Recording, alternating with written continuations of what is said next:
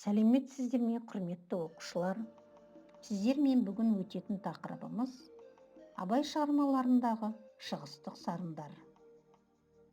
Мұхтар Әуезов өзінің бір естелігінде араб парсы мәдениетін тереңдетіп оқып үйренген Абай түрлі дәуірлердегі Рашид ад-Дин, Мұхаммед Хайдар Дулати, Абылғазы Баһадүр хан, Захириддин, Бабыр сияқты тарихшылардың еңбектерін жақсы білетін деп есіне алады. Шығыс дүниежүзілік рухани мәдениеттің ең көне ошақтарының бірі. Шығыстың рухани қазынасымен Абай Ахмет Риза медресесінде алғаш рет танысты. Естеріңізде болса, Абай Ахмет Риза медресесінде 3 жыл оқыған еді. Шығыстың философиясы мен эстетикасын үлкен ынтамен зерделей жүріп, ол Әл-Фараби, Мұхаммед Қашқари, Махмуд Қашқари, Қожа Ахмет Яссауидің трактаттарын оқыды. Білімге құмар, дарынды бозбала Абай Бақырғани Сүлейменнің, Суфи Аллаярдың, Захириддин Мұхаммед Бабырдың шығармаларымен сусындады.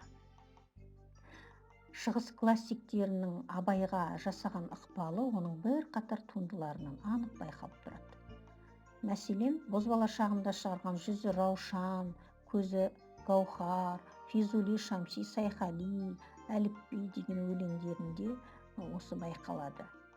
Сонымен бірге махаббат лирикасында да шығыс классиктерінің рухы білінеді. Абайдың философиялық, моральдық Масход, Әзімнің әңгімесі, Ескендір поэмаларындағы шығыстың әсері анық көрініп тұрады. Абайдың өзіндік дүние танымы арқылы қабылданған күйінде бейне табады шығыстық сарындар. Мұхтар Әуезов өзінің Абай жолы романында Шытырманда бөлімінде былай дейді: көктем шыққанша оның айналысатын ісі тек кітап оқу еді. Медреседен кейін алғаш рет ол кітапқа бір жолы бас қойып, күн заққа соларды оқумен болды. Ғабитханнан алған сөздіктер оған көмек болды. Ғабитхан молда кітап оқығанды аса жақсы көретін. Оның кітаптарының ішінен Абай Фирдауси мен Низамидің, Физули мен Науаидің, Жамшид пен Мың бір түн, Тараз, Табари, Злиха Жүсіп, Ләйлі Мәжнүн, Көрұғлы шығармаларын тауып алды. Абай оларды бас алмастан оқыды дейді.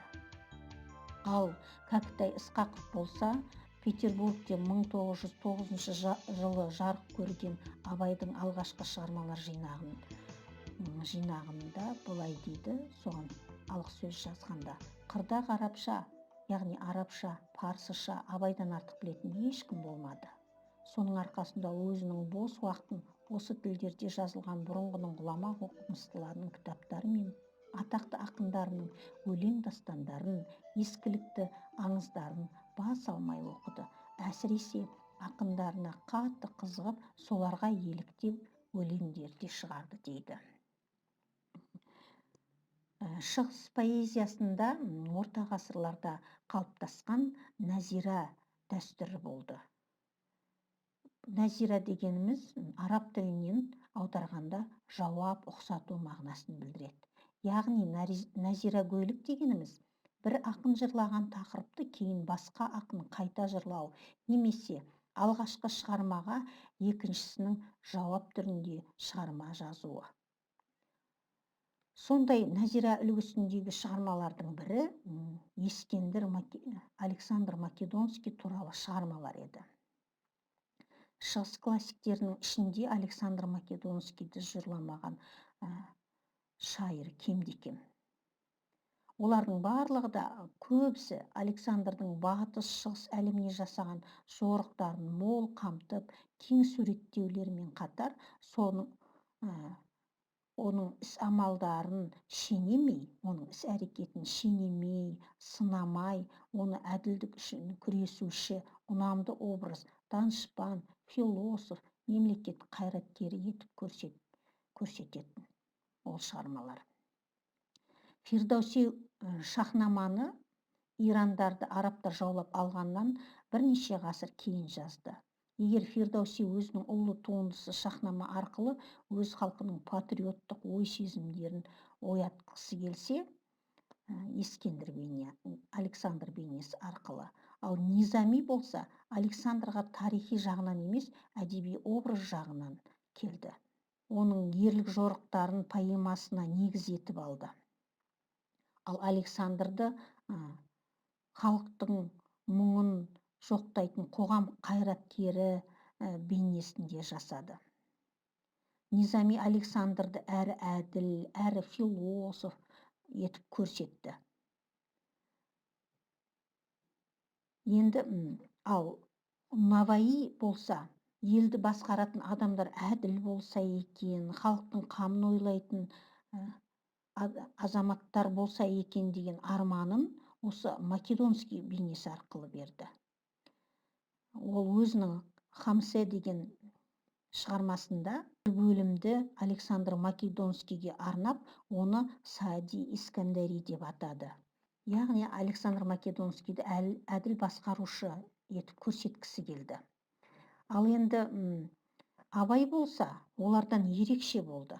Себебі Абайдың ортағасырлық шығыс дастандарынан тамыр алған Ескендір деген поэмасы назиралық үлгіде болғанымен, оның дара сипаты болды. Ол дара сипат Александр Македонскийдің шынайы тарихи бет-бейнесін көрсетуінде еді. Мәселен, Абай, оның әкесі Филипп, туған қаласы Македония, Филипп өлгеннен кейін 21 жасында ол патша болғанын нақты айта келіп, шығармасының басты тірегі тегі етіп, ол Александр Македонскийді емес, Аристотельді алады. Ал Александр Македонский ол жерде қатыгез жаулап алушы сипатында бейнеленеді. Сонымен бірге шығыс шығармаларында жүректі бірінші орынға қоятын, мысалға Низами, Хафиз, Руми, Жами сияқты ақындар жүректі адам өміріндегі шешуші орынға қояды. Оның қадір қасиетін асқақтата жырлайды.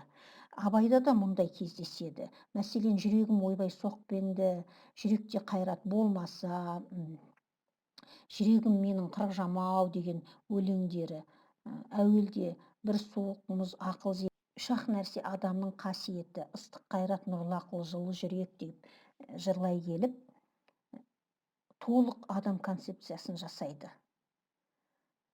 Барлық ақындар жүректі асқақтата жырлап қана қоятын болса, Абай адамның кемелденуі үшін ақыл, қайрат, жүректі ұстау керектігін, сонда ғана елден ерекше толық адам дәрежесіне жететінін айтады. Құрметті оқушылар, шығыс ғұламалары былай дейді екен: ештеңе білмейтін адам және оның өзінің білмейтінін түсінбейтін адам ақымақ, оны айналып өту керек. Ал ештеңе білмейтін, бірақ өзінің білмейтінін түсінген адам ол шәкірт, оған ілім үйрету керек. Ал барлығын білген іске асырмайтын адам ұйқыда жүрген адам, оны ояту керек дейді. Ал барлығын білген іске асыратын адам данышпан дейді, оны ұстаз тұту керек дейді. Міне сондай ұстаздарымыздың бірі Абай Құнанбаев. Біз осы Абай шығармалары арқылы өзіміздің толық адам дәрежесіне жетуіміз үшін әрекет жасауымыз керек екен. Құрметті оқушылар, мен сіздерге Абай шығармаларында, Абайдың өлеңдерінде кездесетін араб, парсы, шағатай тілдерінен енген сөздерді жинақтап, келесі сабаққа мағынасын, мазмұнын жазып айтып беруге ұсынамын. Сіздерге сәттілік тілеймін.